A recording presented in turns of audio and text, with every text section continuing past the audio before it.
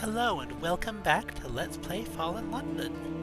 Where last we left off, we had started writing a short story, and I've got that finished in between sessions. We're ready to go forward now. First, of course, we're going to open by taking care of our opportunity cards for the day. The Tower of Knives. Difficulties at a smoky flophouse. This card is in our deck because we own a smoky flophouse. It's one of our residences.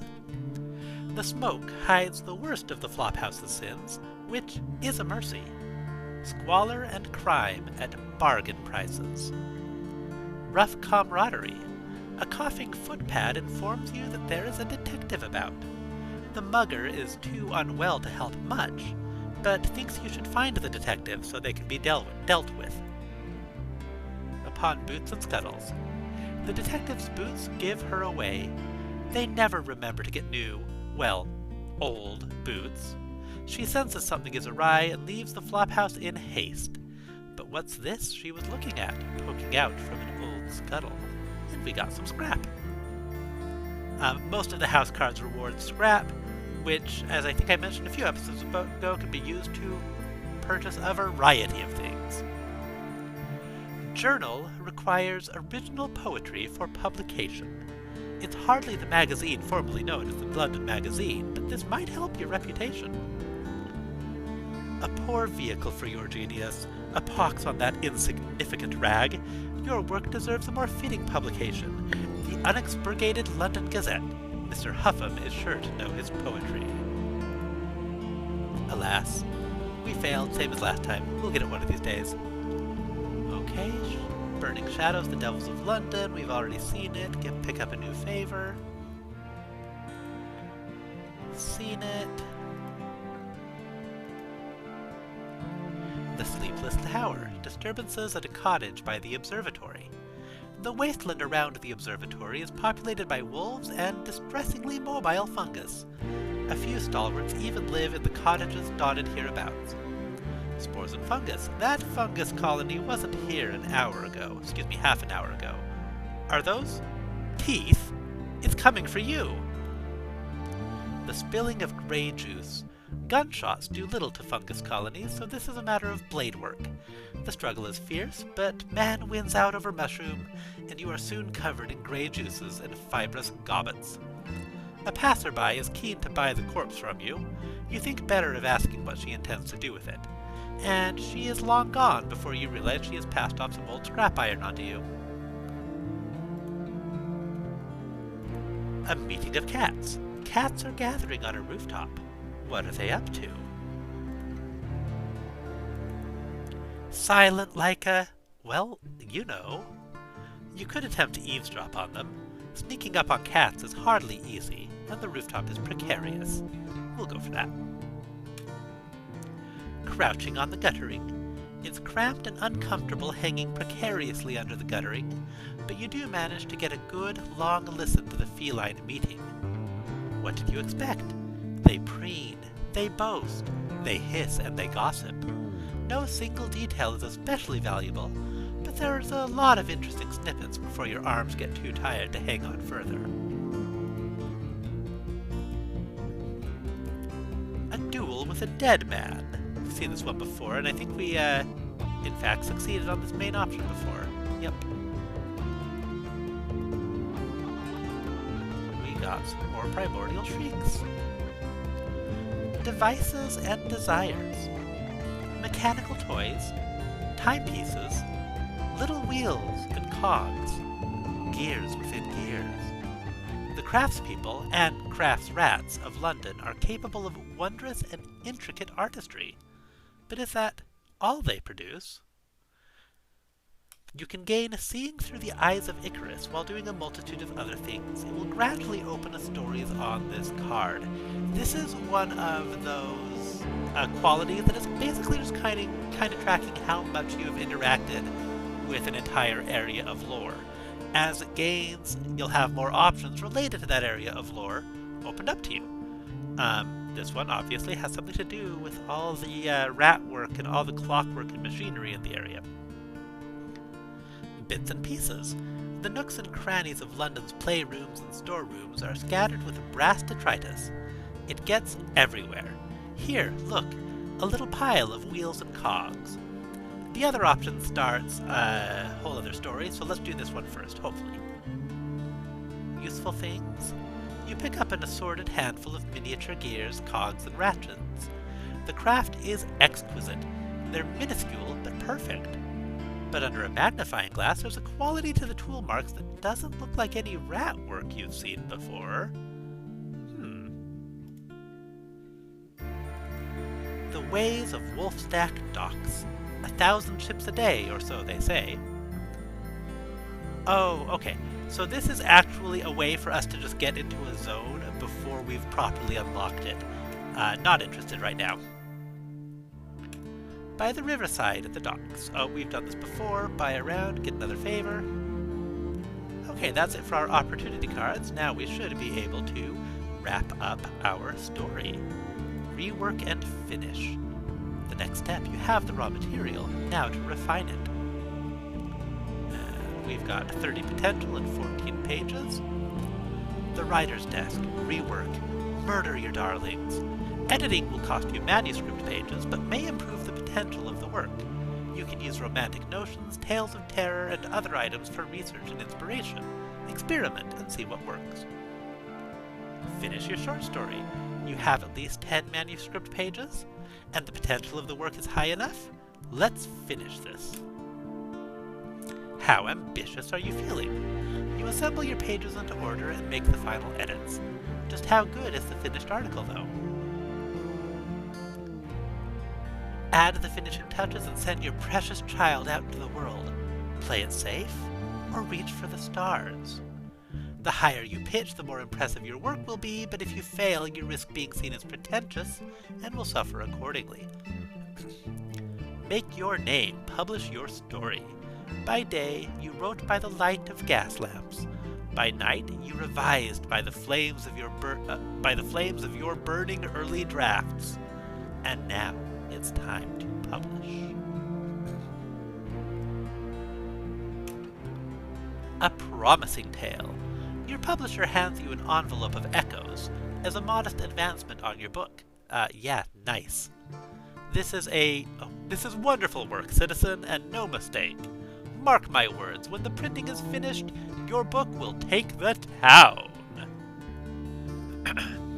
Sought by London's finest. Invitations to soirees and revels have begun to pile up on your writing desk. It seems many wish to be seen with the Neath's rising star. Several mention events tonight, but whose invitation will you accept? Dream with the Bohemians. Your Bohemian admirers have invited you to a night in one of Veilgarden's more upscale honey dens. Dine with society. The invitation is written on thick, perfumed paper. The address is notorious and highly fashionable. This is where you belong. Play with the spies of the great game. The letter left in your bread bin was indecipherable, but the invitation written on the back in invisible ink promises a delightful evening. Or enjoy a meal alone. Your own company is more pleasurable than anything they could offer, and a careful snub can do wonders. They won't be able to resist gossiping about you. Let's dream with the Bohemians. You know, they're the ones who have supported us so far. Gotta stick with our roots, right? Sweetness itself.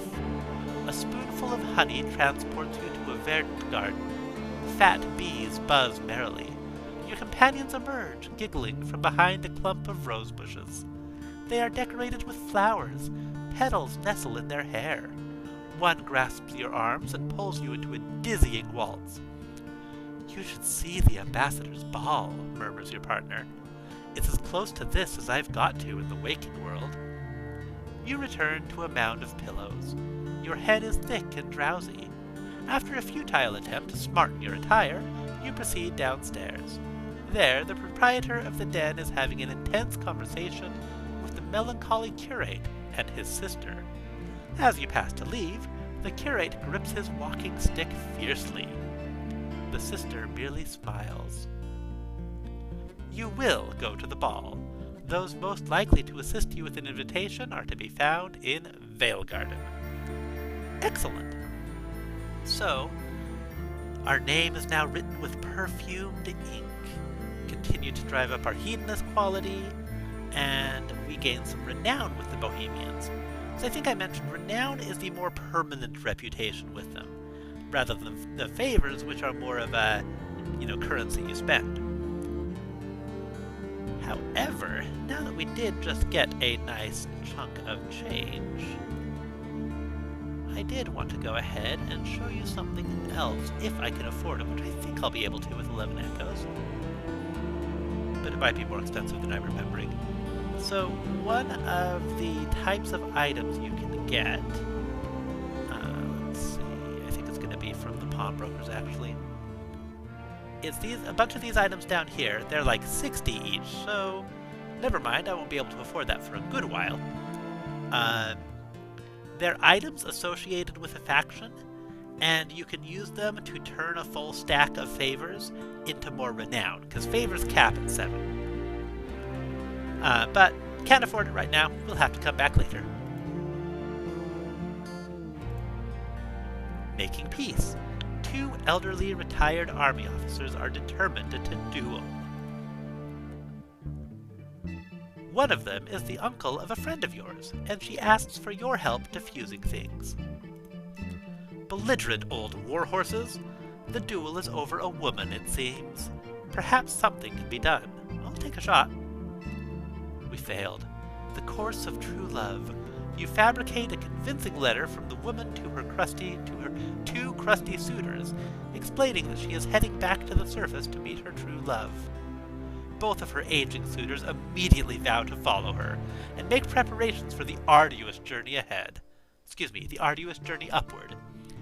These preparations include cutting your friend's allowance, and she is not best pleased. Oh well, we'll try again next time that card comes up. Okay, so that is it. We have advanced our persuasive name. Time to move on to Ladybones Road. First, we're going to go ahead and just poke around and see if there's anything new that opened up, and look for other stories other than our primary one. Mudlarking, nothing new. Working with the last constable. She styles herself the last honest special constable in London.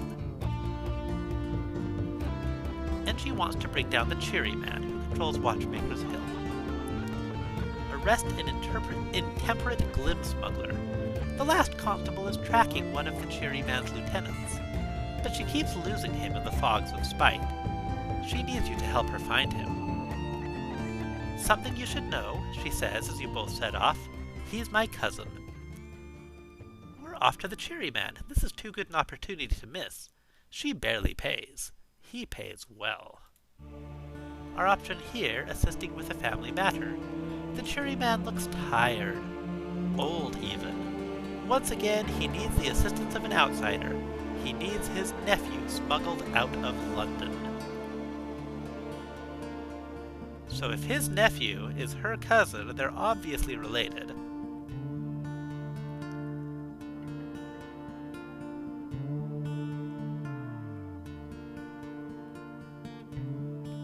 Let's help the cheery man this time. A family matter. The cheery man is making a scarred mess of the bar top with his knife. You've never seen him so agitated. He gives you an address near Ladybones Road. The last constable is on him. She knows his face. Knows it well. Warn him, and don't let her close. The nephew's been smuggling glim by the crateful, and he's got careless. He's paying off the constables, but there's one constable who can't be bought. You sneak in and let him know what's happening. You watch his back as you slip through the fogs to the western reaches of the city. A horse waits already saddled. Hell lies this way. You don't know where he's going, and you don't ask. Back in the Medusa's head, the cherry man is grateful, but you can tell he's been drinking. It shouldn't have ended like this. They grew up together, you know that? He's got 5 years on her, but she used to beat the tar out of him anyways. He sighs. Don't know what I did to deserve a daughter who joined the coppers. That's a mood. Well, he paid well, got 500 moon pearls, We gained some valuable knowledge, and for now we're decided with the cheery man. Maybe we'll switch sides again next time.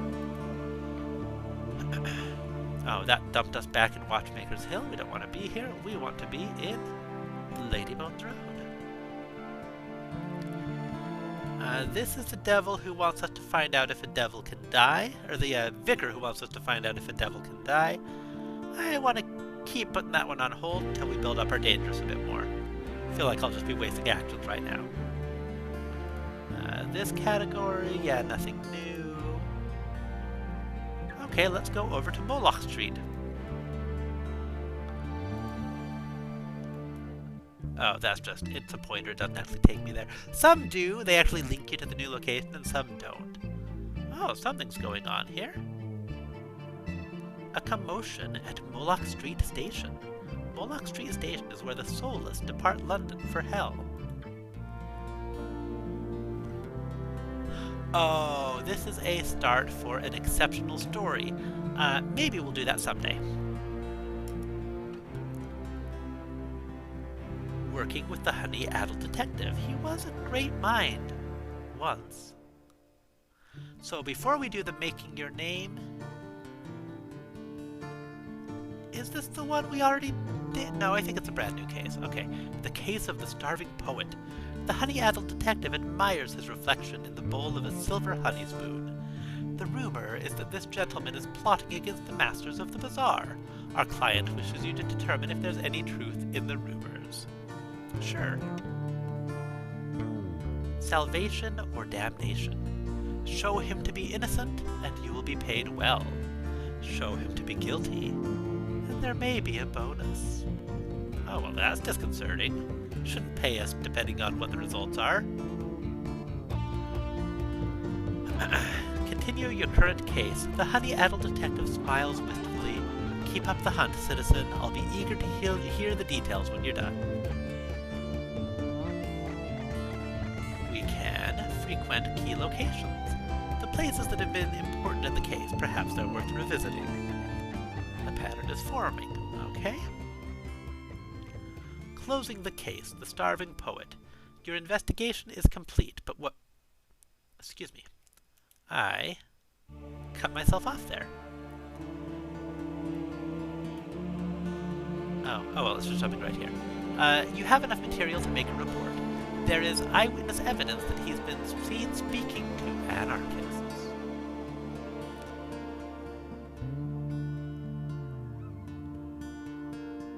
Oh, there is an opportunity card that gives us a different option.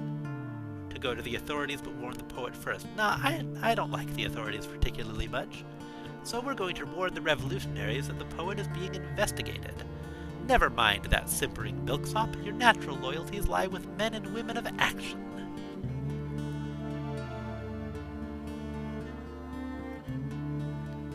Come the revolution. You tip off the revolutionaries. Their poetical friend has attracted some constabulary attention, you say, and he's not good at knowing when he's being followed.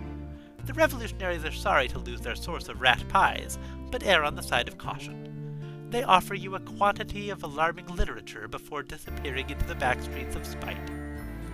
You make a pro forma report to the constables. They are not pleased, and you receive only a nominal fee.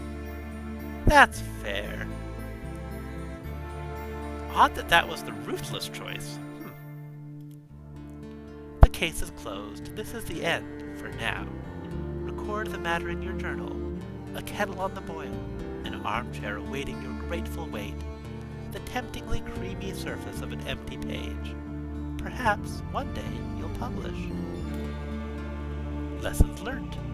In setting down the details, one always records a few final points of interest. So that cleared out all of our case-related stats, but got us some whispered hints and increased our watchful. New opportunity card. Time for a little relaxation. The Parlor of Virtue is the kind of place to forget one's worries, if one has the means. Spend a pleasant evening. The Parlor is fussy about its clientele, but you think your reputation will allow entrance.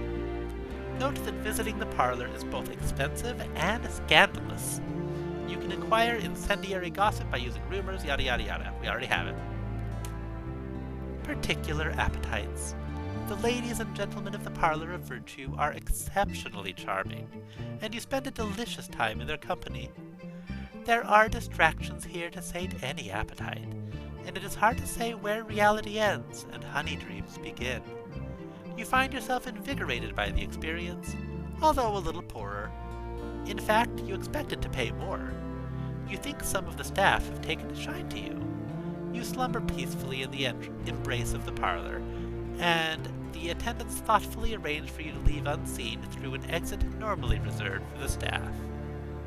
Excellent. That gave us some healing and increased our persuasive. Okay. Back over to Moloch Street.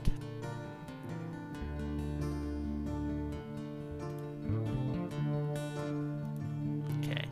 Making your name the absconding devil, the crowd beneath Hangman's Arch buzzes with the latest rumor. The brass embassy is missing a devil. They are prepared to pay for his return. So we talk to the Honey-Addled Detective.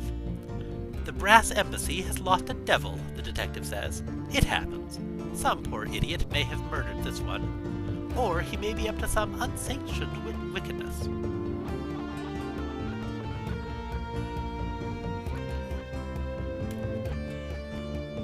Following the trail. Devils find it difficult to keep a low profile. You'll encounter his spoor, I imagine. We need to get our detective's progress to 12. And for this one we have a complication, a surly goat demon. And we will need 5 total pieces of evidence. We only have 1 to start with. Okay. So this one will be a little bit more complicated than the other one for sure. Ask anyone with an interest. Track down leads through sheer persistence. Persistence pays off.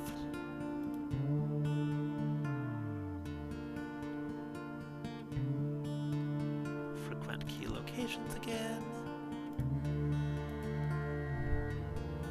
That gets us what we need.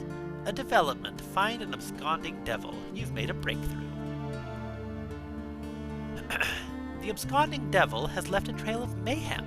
A brawl, a seduction, a complicated scheme to sell boxes of spiders to innocent widows. But again and again, you hear that he's been seen in the company of a certain music hall singer. Let's make inquiries about the singer. She seems to be the key to this affair. The biter bit. Yes, the fiddling busker drawls. She says she has a devil on the hook. She plans to take him for all he's worth. I told her you don't take devils, but she won't hear it. Mind you, I think she may be soft on him, too.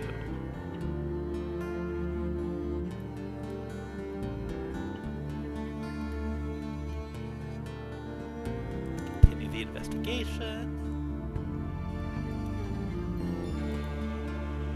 Follow persons of interest. You have some names and faces, but it's vitally important to remain unseen. We failed. A face in the crowd. They saw you, though you'd seen them first. We gained 1 noise. That is not good to have. That's okay, though. Reason it out. Start from the beginning. What do we know for certain? For a skilled detective, this is a safe option. I'm going to go ahead and spend a second chance on this one. Oh, good.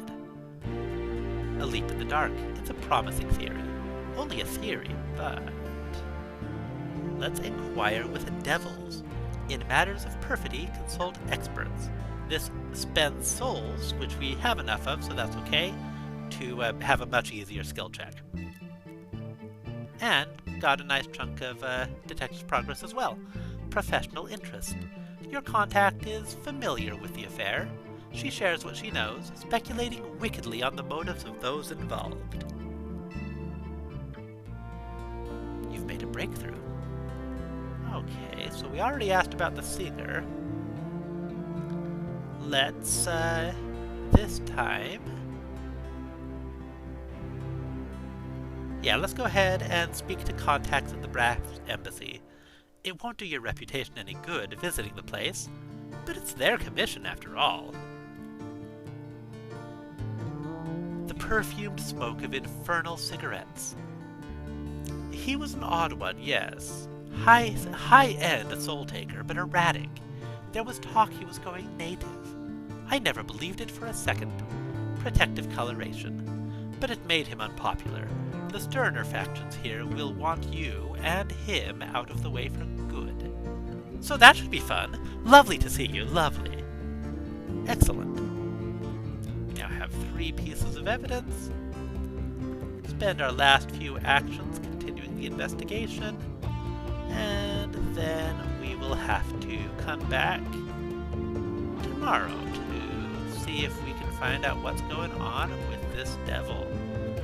Before we turn in for the evening, we are, of course, going to check for a few lore scraps. For a while longer, I imagine we'll keep getting new ones. Eventually, we'll have read them all. Who is the Duchess? A lady of style, grace, and refinement, whose salons may be the best attended in fallen London. Just don't ask about her peculiar diet, or her name, or her association with the city's cats, or her past. Actually, best not to say anything. Just nod and drink her lovely tea. It is very lovely tea. The Duchess, as you remember, is rivals with the Gracious Widow in the smuggling industry. What is the correspondence? They say it's a series of confidential negotiations between the masters and a devil of some note. They say it comprises the billet doux, I don't know, written by Jack of Smiles, to the traitor Empress. They say it's the letter the Pope wrote, the one without which Rome would have been the 4th city. They say if you read it, your eyes boil, and your hair turns the white of old ice. They say it's written on slate, in the blood of poisoned bats. What is the exceptional rose? Scholars find the rose a very fruitful subject. Its strength as metaphor is explanation enough of the legend, say some. See how the plant is fickle. See how the cherub looks angelic and has a venomous bite. See how it sucks the very life from the ground. Deadliness, beauty, trickery, and jealousy are all tied up together in this one outlandish notion. Wonderful metaphor for love, you see. Other scholars, of course, believe it exists, and will show you pictures on rotting parchment to prove it. One last opportunity card appeared while we were reading, and it's related to our case. A complication, the surly goat demon. Some splinter faction of hell has taken an interest. Everywhere you go, the goat demon is ahead of you, menacing witnesses, stepping on leads. Our options are show at the door, roll up your sleeves and trounce the swine. But that's a tough fight. We could call in our favors with the church, however. Invite clerical assistance. The church has had to adapt to the presence of devils, but it's never liked it. They can probably send someone to help. Nuisance value. You have a word with a deacon of your acquaintance, and make a small donation. And suddenly, the demon is constantly accosted by temperance campaigners, charity collectors, and earnest pamphleteers. Wherever he goes in Ladybones, he retreats back to the Brass Embassy to sulk, gone for the time being. So that reduced the complication from 3 to 2, so we'll need to deal with the goat demon 2 more times to be completely rid of it. Alright, well that is all for today. Thank you very much for joining us. We will hopefully solve the mystery of the absconding devil next time in Fallen London. We'll see you on the other side.